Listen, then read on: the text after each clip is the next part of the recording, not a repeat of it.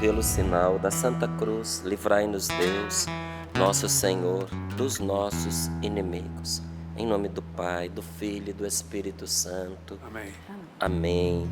Provérbios capítulo 24, versículos do 1 ao 10.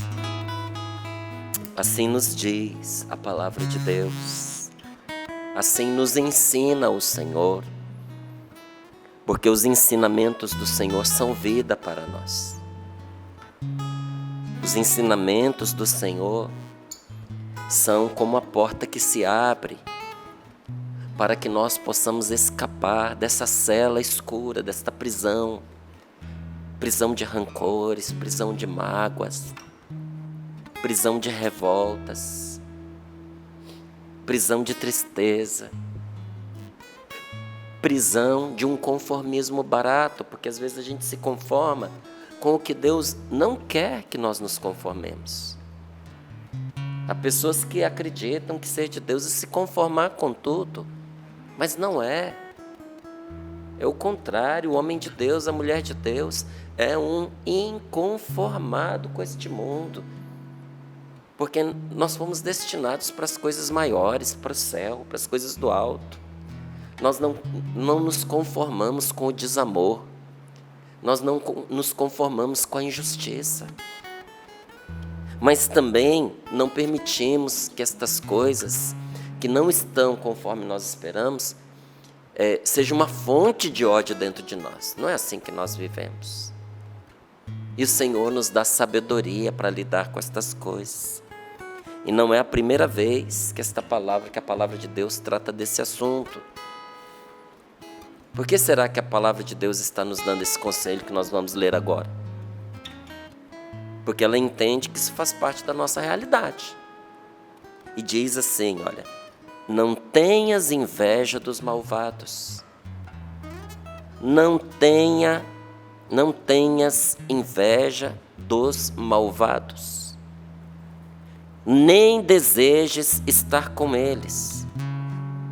Pois sua mente planeja roubos, e seus lábios proferem coisas perniciosas. Em vez disso, olha o remédio aqui, versículo 3. Com a sabedoria constrói-se a casa, e com a prudência, em algumas Bíblias traduz-se discernimento, e com o discernimento a casa se consolida. Com sabedoria constrói-se a casa. E com o discernimento, com o bom senso, com a prudência, a casa se consolida. Com a instrução se enchem os celeiros de toda sorte de bens, bens preciosos e belos. Com o que a gente se enriquece? Com o que nós enchemos os nossos celeiros? Com toda sorte de bens preciosos e belos. O que faz com que nós enchamos os nossos celeiros com toda sorte de bens preciosos e belos? Com a instrução. Com a instrução. Ignorância nunca é coisa boa. Quem é sábio é forte. A pessoa instruída, de novo, olha aqui, ó. Quem é sábio é forte. A pessoa instruída tem o vigor redobrado, tem força em dobro. É com estratagemas que se prepara a guerra, e a vitória virá se for amplo o aconselhamento, se for amplo o ensinamento. É alta demais para o insensato a sabedoria. Ele não abrirá a boca no tribunal. Quem só planeja fazer o mal será considerado pernicioso. O insensato, o homem sem prudência, o homem sem juízo, o homem sem discernimento, só pensa no pecado. O zombador é abominado por todos. E esse versículo aqui, para mim, é um dos mais importantes nessa palavra que nós estamos lendo. Preste atenção. Se te mostras fraco no dia da angústia, a força que te resta ainda diminuirá. Se te mostras fraco no dia da angústia, a força que te resta ainda diminuirá. Palavra do Senhor. Graças a Deus. Graças a Deus. Se no dia da tribulação, se no dia do problema, se naquele dia mau em que nós somos surpreendidos, porque nós podemos estar preparados, mas o dia mau chega de surpresa. Não é o fato de a gente estar preparado que impede a gente de ser surpreendido. Muitas vezes nós somos pegos de surpresa, mas estamos preparados, não é? Se no dia mau que todos nós enfrentamos, que cai sobre nós de surpresa, coisas que nós não esperávamos e acontecem conosco, é uma morte de alguém que era importante para nós, ou importante porque nós amávamos muito a pessoa, ou importante porque de alguma maneira a gente dependia da pessoa. É a surpresa que vem com um diagnóstico. Esses dias eu conversava com uma amiga minha, porque não estava esperando, de repente um diagnóstico de câncer chegou para ela, e foi desesperador para ela. Não estava esperando. É quando chega para nós a surpresa de que alguma coisa ruim aconteceu com o filho da gente, ou que um filho da gente fez uma coisa ruim. É a surpresa inesperada, quando você descobre que toda aquela indiferença no relacionamento com a sua companheira, com o seu companheiro, na verdade eram sinais de um adultério, e você não tinha percebido, porque você estava acreditando que era só um momento difícil que vocês estavam vivendo. E de repente, aquela notícia ruim chegou para você. Se te mostras fraco, aqui te mostrar não é questão de aparência. Então me permita até dizer de uma forma mais precisa. Se te encontras fraco no dia da angústia, se naquele dia de angústia você está enfraquecido, até a força que você tem vai sumir. E você sabe. Quem já passou por isso sabe que o que está aqui é verdade. Você estava indo mais ou menos, mas quando aquela pancada bateu contra você, até a força que você achou que tinha foi embora. Por isso nós não podemos deixar que o dia mau nos pegue desprevenidos. Nós precisamos nos fortalecer. Como diz esta palavra, nós precisamos nos consolidar. Não é? E nós nos fortalecemos, nos consolidamos, dando alguns passos. Primeiro deles, não tenha inveja de gente que faz o que não presta. E ter inveja aqui é diferente de desejar estar com eles, de desejar ser como eles. Tanto que a palavra de Deus põe a coisa em duas linhas diferentes. Não tenha inveja dos malvados, nem desejes estar com eles. Então, nem é a mesma coisa que e não. Então, são duas coisas. Não tenhas inveja dos malvados e não desejes estar com eles. Porque são duas coisas diferentes. Às vezes a gente pensa que ter inveja é querer estar com aquela pessoa, é querer ser aquela pessoa. Não, são duas coisas diferentes. O que é a inveja? É você gastar o seu tempo desejando o mal daquela pessoa. É se ocupar dela, nem que seja para falar mal, para pensar mal, para desejar o mal. Isso é inveja. Inveja nos leva a colaborar com a ruína das pessoas. Um homem de Deus, uma mulher de Deus, gente, trabalha para a salvação de todos. E infelizmente a gente vê dentro da igreja, dentro das congregações, dentro das comunidades, dentro dos grupos de oração, dentro das paróquias, aquela pessoa que espera a oportunidade para dar um empurrãozinho para terminar de danar com o outro. Ah, ele mereceu, ele fez por onde? Nós fomos chamados por Deus para a salvação das pessoas. E todo bem que nós pudermos fazer, não para poder ser cúmplice da maldade, da malícia, do pecado de alguém, não para poder acobertar coisas erradas, mas para salvar a pessoa, para ajudá-la a voltar do seu caminho errado para o caminho certo. Deus vai levar tudo isso em conta em nosso favor, como Ele também levará em conta o empurrão que a gente dá para terminar de desgraçar com o outro. Que você não esteja, que eu não esteja entre aqueles que cooperam para desgraçar as pessoas. Ah, mas ela merece. Isso é entre ela e Deus.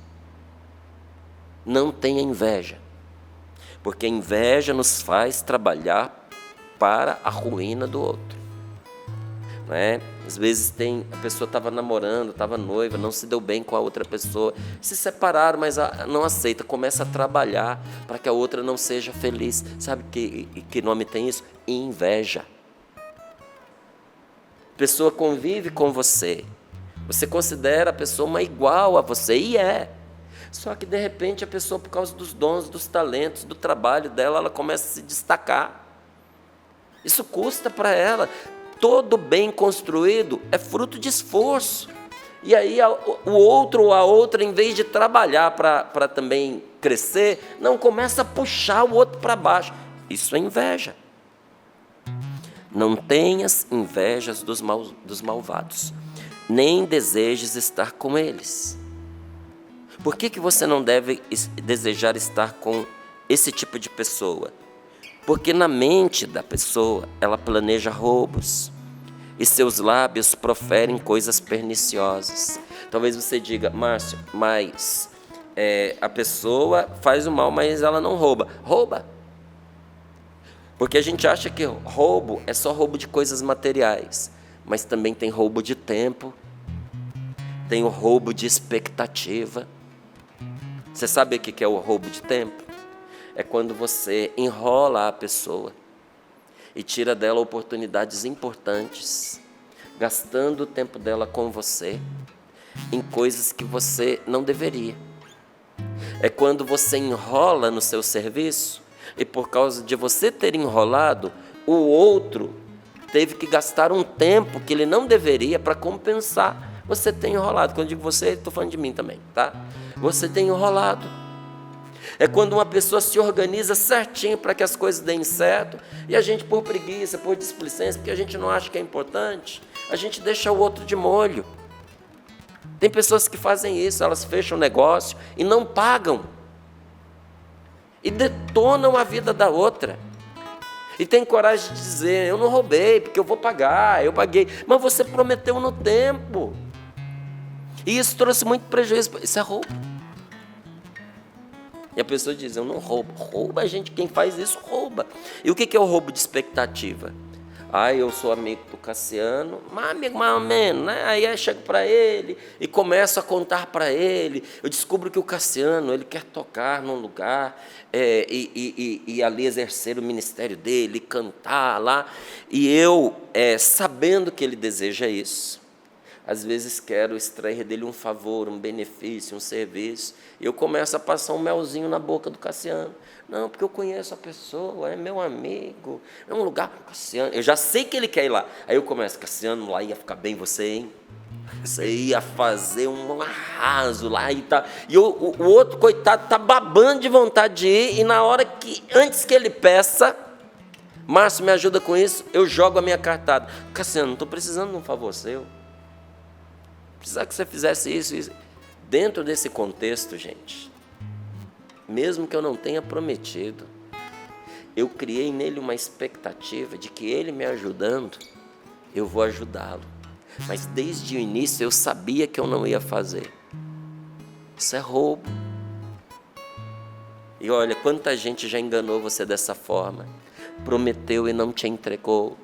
fingiu, simulou como se tivesse prometido. Deixou você entender que, né? A pessoa não promete, mas deixa a gente entender que ela vai nos ajudar, ela vai nos favorecer, ela vai nos apresentar, ela vai nos posicionar, ela vai nos promover, ela vai aumentar o nosso salário e depois ela simplesmente tira o corpo fora. Isso é roubo de expectativa. Como aquela pessoa que diz assim, vai lá, fala com o chefe, pede, o seu argumento é bom, você fala bem, fala com ele para dar um aumento para nós, sabendo que o outro vai ser demitido se fizer isso. Quando ele vai lá, achando que está apoiado pelo grupo, e diz, o chefe, é todo mundo quem? Todo mundo quem? Chama todo mundo aqui. Gente, vamos lá, o chefe manda, não, estou sabendo disso não. Olha aqui nos meus olhos e diz, você acha que isso acontece ou não acontece? Sua mente planeja roubos e seus lábios proferem coisas perniciosas. O que é pernicioso? É o que é venenoso. É o que faz mal com o intuito de matar, de destruir.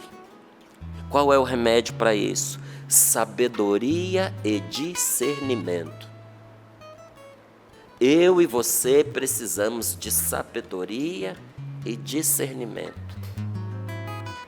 Por que você acompanha já há algum tempo Sorrindo para a Vida e diz que faz tanto bem para você? Porque no Sorrindo para a Vida, Deus nos instrui. Deus fala ao nosso coração, Deus nos ensina. E aí nós vamos nos tornando mais sábios e vamos apurando o nosso discernimento. Com a sabedoria, a gente constrói. E com o discernimento, a gente consolida. Olha que coisa maravilhosa. Com a sabedoria, constrói-se a casa, a família, o lar, a empresa.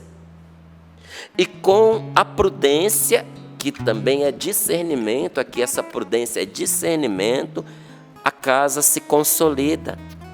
Não é? Por que com o discernimento se consolida? Porque o discernimento faz por nós coisas maravilhosas. Já te digo o que o discernimento faz para nós. Mas para ter discernimento, nós precisamos ser instruídos.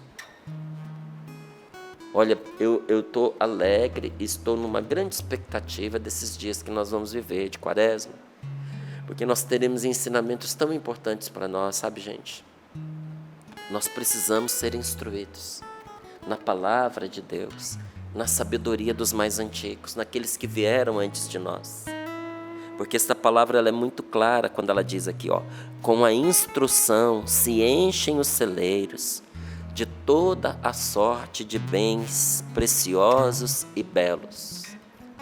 Tudo que você está desejando, tudo que você almeja, tudo que você tem pedido a Deus, Deus quer dar a você, mas para isso Ele tem um caminho para te apresentar. Não quer fazer sem você. Quer pegar você pela mão e conduzir você, instruindo para que você tenha os cofres da sua vida, do seu coração, da sua alma, que são os mais importantes. Mas isso se reflete até na nossa vida material. Que diz aqui, olha, com toda sorte de bens preciosos, enchem-se os celeiros, não é o. É o da nossa alma, é o do nosso coração. São os nossos celeiros afetivos, espirituais, mas também a nossa condição material. Ela é modificada quando nós somos pessoas instruídas. E toda sorte de bens preciosos e belos chegam para nós. A prudência e a sabedoria e discernimento nos mudam, nos tornam pessoas mais fortes, nos torna sábios. E olha aqui, olha, versículo 5, quem é sábio é forte. A pessoa instruída tem o vigor redobrado. É com estratagemas, a gente precisa se preparar para as lutas. É com estratagemas que se prepara para a guerra.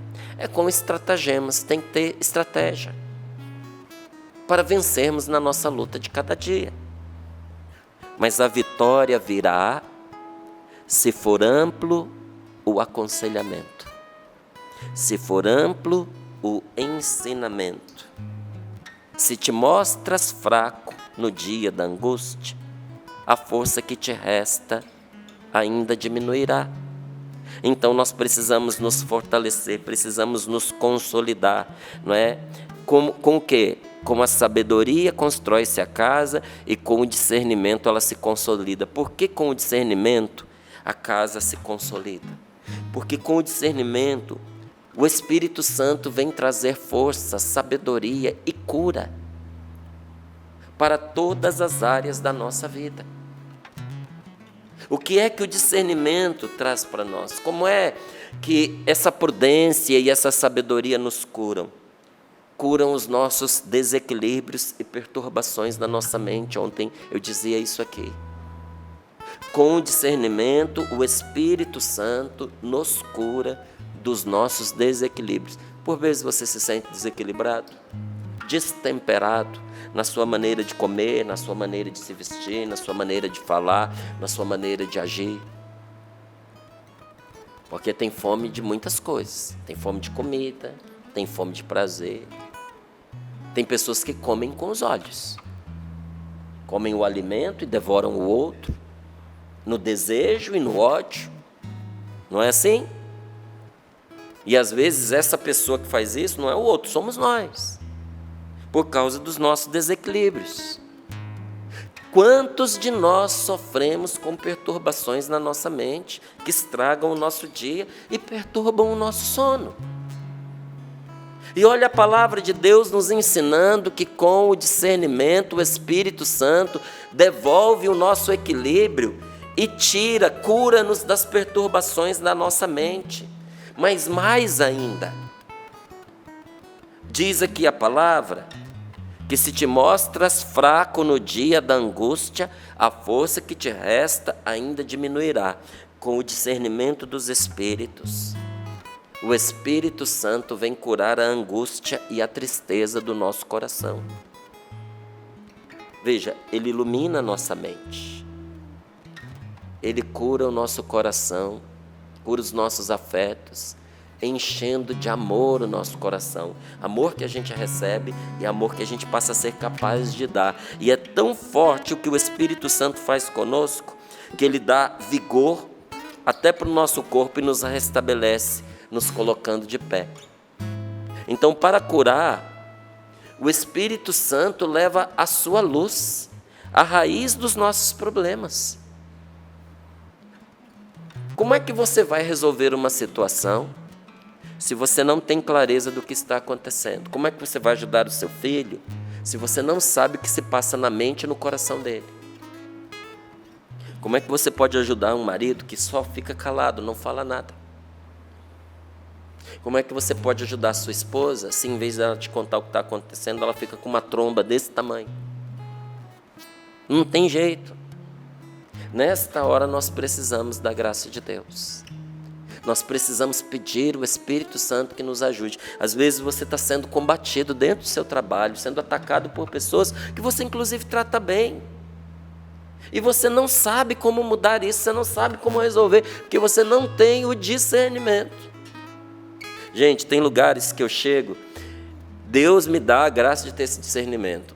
A gente percebe quando o problema é com a gente e às vezes quando o problema não é com a gente, é com a Canção Nova. Tem gente que não gosta da gente às vezes porque a gente é da Canção Nova. E Deus dá discernimento para a gente. Então você olha e diz, esse rapaz aí não me olha, não me cumprimenta, não fala comigo, por causa de quem eu sou. Eu sou da Canção Nova, eu sou católico, eu sou cristão. E saber disso serve para quê? Me deixa em paz, eu sei que eu não fiz nada. Eu fico em paz. Eu deixo Deus agir. Porque Deus é Deus de todas as coisas, inclusive dessa situação. Agora, às vezes a gente olha e percebe que o problema da pessoa não é do lugar de onde a gente, com o lugar de onde a gente veio, é com a gente. E nós precisamos pedir a Deus que nos mostre também O que é que nós estamos fazendo para alimentar esse problema? Porque aí nós podemos agir, fazer a nossa parte. Então, como é que o Espírito Santo, ele nos ajuda a entender o que está acontecendo? Ele ilumina aquela questão para que a gente tenha clareza dela. Clareza. Jamais devemos nos contentar, gente, em jogar um pano quente por cima. Em dar uma mascarada na situação. Em resolver as aparências, porque as aparências não sustentam a sua vida. É muito triste um casal que vive de aparência. Sabe como é que é a vida de um casal de aparência? Igualzinho uma panela de pressão, entupida. Entupida. Uma panela de pressão entupida, meu amigo. Sai de perto, porque você vai, uma hora vai explodir. É quando a pessoa tenta resolver o problema só consertando as aparências. Para os outros, para o de fora, tudo está bem. Mas dentro, uma panela de pressão. Não aceite. Não aceite viver assim.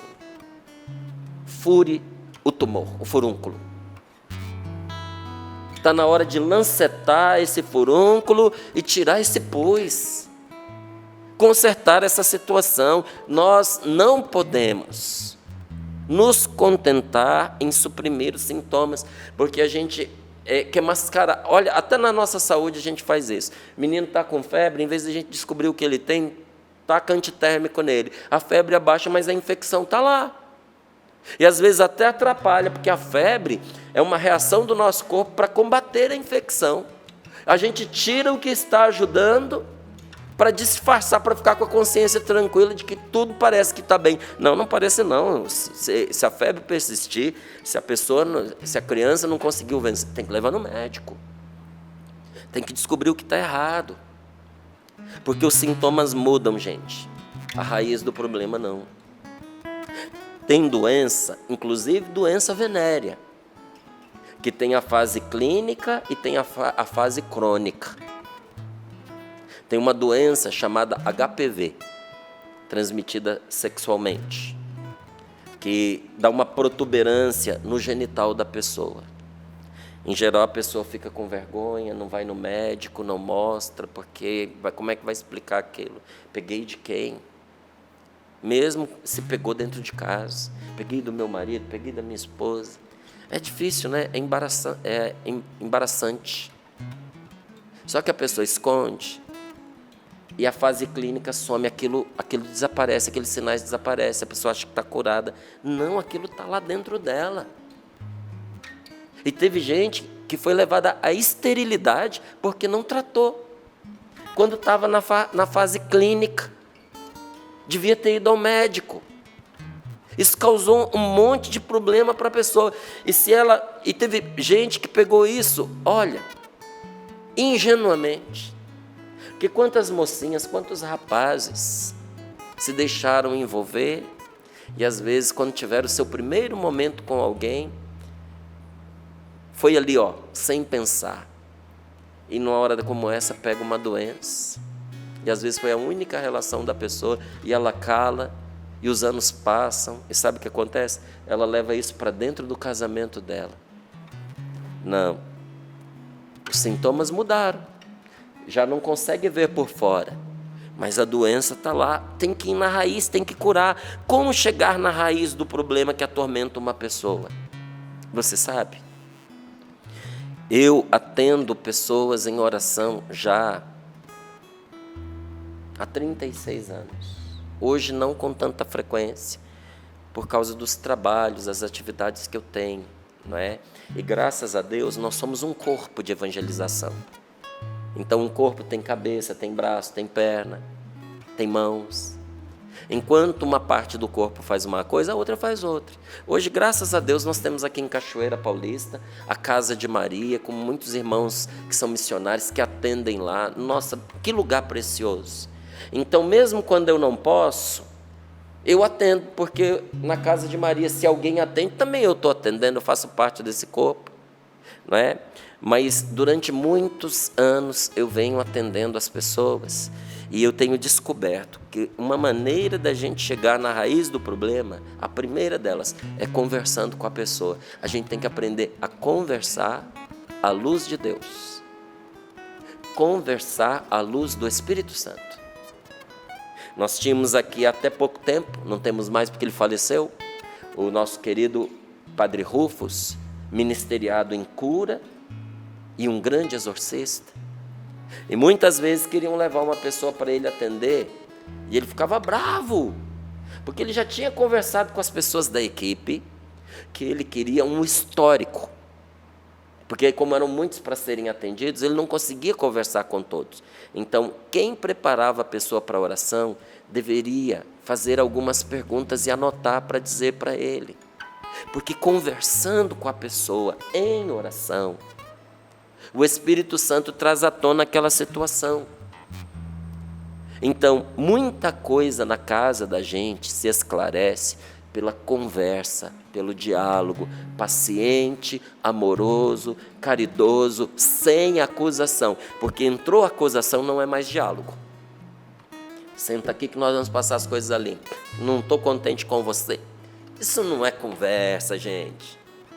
Isso daí é desabafo, isso daí é pedrada, isso aí é acusação. Isso aí, olha, só por um milagre pode terminar bem. Só por um milagre, só Deus pondo a mão dele, porque senão não termina bem. Não é assim que se conversa. Conversar é você se desarmar para ouvir o outro. É deixar cair as 4 pedras que você trazia na mão. É ouvir a pessoa com a intenção de entendê-la e de ajudá-la. E aí quando o outro fala, você vai entendendo, e aí você pode ajudar a outra pessoa a te entender também. Tudo começa com a conversa. E às vezes a gente tem que ter paciência, principalmente quando a gente conversa com um adolescente, porque adolescente, eles estão numa fase de afirmação. Então, às vezes, eles começam a conversa não com uma pergunta, eles conversam uma conversa com uma afirmação até rude. Está sentado contigo na mesa, de repente ele dispara: odeio química, odeio aquele professor. Gente, ele está começando a conversa, é o jeito dele começar. Como é que a gente entra numa conversa com a pessoa que diz isso? Se solidarizando. Isso aconteceu tantas vezes comigo. Meu filho falava: eu odeio história, pai. A minha conversa com ele não era: você precisa aprender a gostar, você tem que estudar. Não, eu entrava com ele: filho, eu entendo você. Eu também tinha muita dificuldade, porque história não é só compreensão. A maneira como é pedido também é decorar. E decorar é treino, isso custa para a gente. Eu te entendo. É chato, né? Me lembro que uma vez meu filho fez um desabafo sobre um professor dele e disse: pai, o cara, ele é terrível, eu detesto. Eu ouvi e disse para ele assim: se eu tivesse no seu lugar, eu também detestaria. Aí ele se surpreendeu, começou a me escutar. Eu falei: eu detestaria, filho. Ninguém gosta de ser tratado igual esse homem está tratando vocês. É chato, né? É humilhante. A pessoa nem deu a matéria, está cobrando. Aí eu fui chegando onde eu queria. Eu falei: mas se eu estivesse na sua sala, eu ia dar o troco. Eu ia botar esse professor no lugar dele. Já que ele quer humilhar todo mundo, eu ia humilhar ele. Sabe o que eu ia fazer? Eu ia pegar toda a matéria do bimestre, porque ele não pode cobrar nada que está fora do bimestre. Mesmo que ele não tenha dado, tem que ser dentro do bimestre. A matéria está ali, o livro está ali. Eu ia estudar igual um condenado. E eu ia tirar uma nota alta só para poder esfregar na cara dele. Você acredita que isso que eu conversei com meu filho mudou completamente a condição de estudo dele?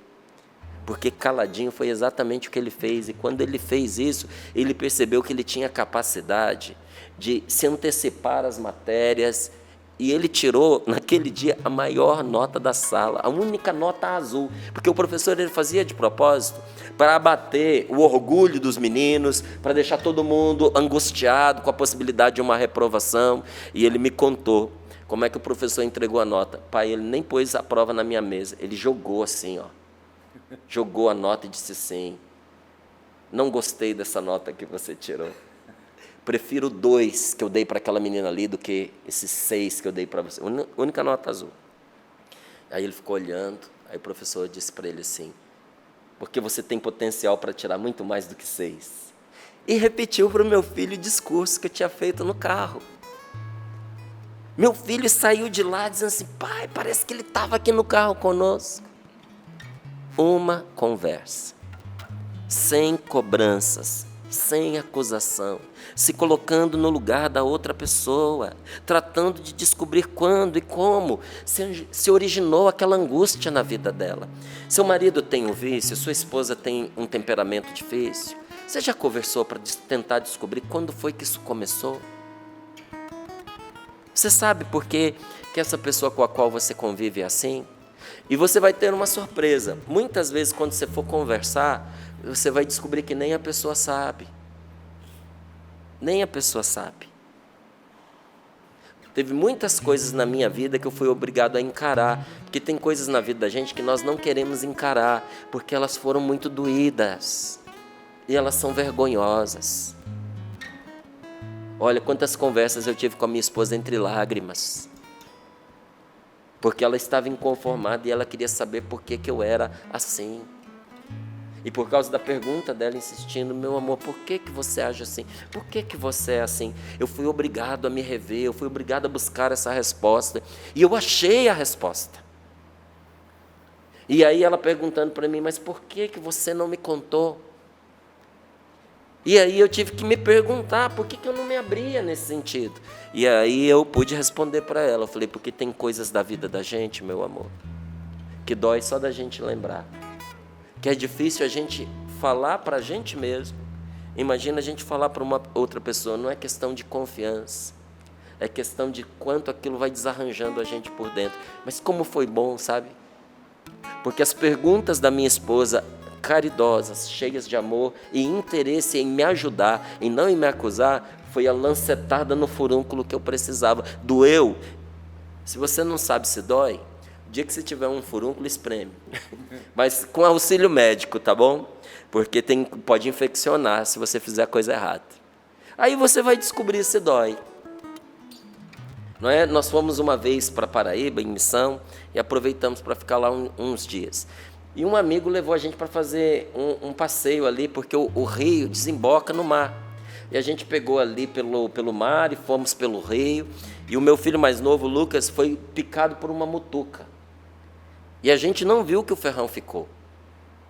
Gente, aquilo foi inchando. Quando ele mostrou para a gente, ele não estava conseguindo pôr o pé no chão. A gente já tinha voltado.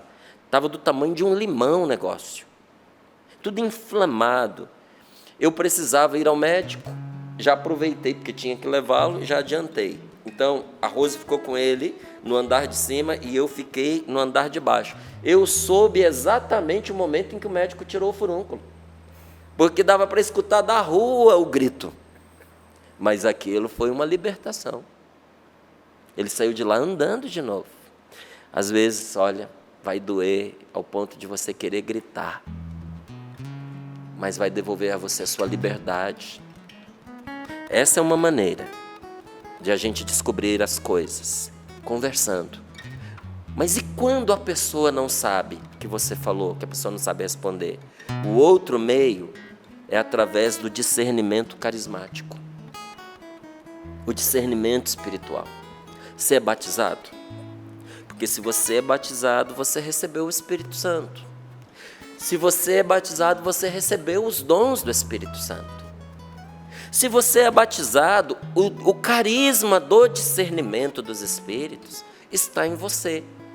Às vezes inativo, porque tem potenciais que nós temos que estão inativos. Você tem potencial de falar outras línguas, falar francês, alemão, italiano, espanhol. Mas você fala? Às vezes sim, às vezes não. Se você fala é porque você ativou esse potencial. Se você não fala é porque você tem o potencial, mas ele está inativo. Com os dons de Deus também é assim na vida da gente. Tem dons que nunca se manifestaram porque nós nunca pedimos a Deus que usasse esses dons em nós. Nós temos que pedir: Senhor, me dá discernimento, me dá prudência, me dá clareza. E por meio do discernimento carismático, gente, discernimento dos Espíritos, nós aprendemos e nós somos guiados por Deus para conhecer as realidades espirituais. E conhecer as realidades espirituais é poder ver não só a ação do mal para a gente se livrar, mas com o discernimento nós vemos a mão de Deus nos acontecimentos. Tem coisas que estão acontecendo com você por meio das quais Deus está agindo. Pelo discernimento dos Espíritos, nós podemos distinguir o que vem de Deus daquilo que vem do mal. Porque tem muita coisa má que chega na nossa vida disfarçada de coisa boa. A embalagem é bonita, mas o que está dentro... E às vezes tem muita coisa boa que chega na nossa vida disfarçada de sofrimento, de dor, até de desgraça. Mas não é desgraça, é graça. Como é que a gente vai saber isso? Discernimento dos Espíritos e instruir-se na palavra de Deus. Vai fazer de você uma pessoa sábia, não só para você guiar a sua vida, mas para ajudar os outros também. Com o discernimento dos Espíritos, nós passamos a conhecer os dons que Deus nos deu, porque tem muita gente que morre sem saber até os dons que Deus deu para ela, porque não tinha discernimento. E sem discernimento, falta a luz para ela reconhecer não só o seu potencial, mas reconhecer os dons de Deus. Ou existiram dons do Senhor na minha vida que eu só descobri depois do meu encontro pessoal com Jesus, depois que eu me abri ao Espírito Santo. Com o dom do discernimento dos Espíritos, nós aprendemos a nos defender, a nós mesmos e a defender aos nossos contra os ataques do demônio. Ou você acha que o demônio não existe, ou você acha que ele não nos ataca, só porque nós não o vemos. Se você acha que ele não existe, peça a Deus para te instruir, para te revelar. E por fim, é pelo dom do discernimento dos Espíritos que nós aprendemos a escolher o bem, a escolher com precisão, a escolher infalivelmente de forma acertada. Ou seja, o dom do discernimento dos Espíritos é a cura para a nossa indecisão. A pessoa indecisa, quando ela é cheia do Espírito Santo, ela deixa de ser indecisa, porque Deus mostra para ela com clareza o que ela deve fazer e ainda lhe dá coragem para isso. Vale ou não vale a pena a gente mergulhar nas coisas de Deus?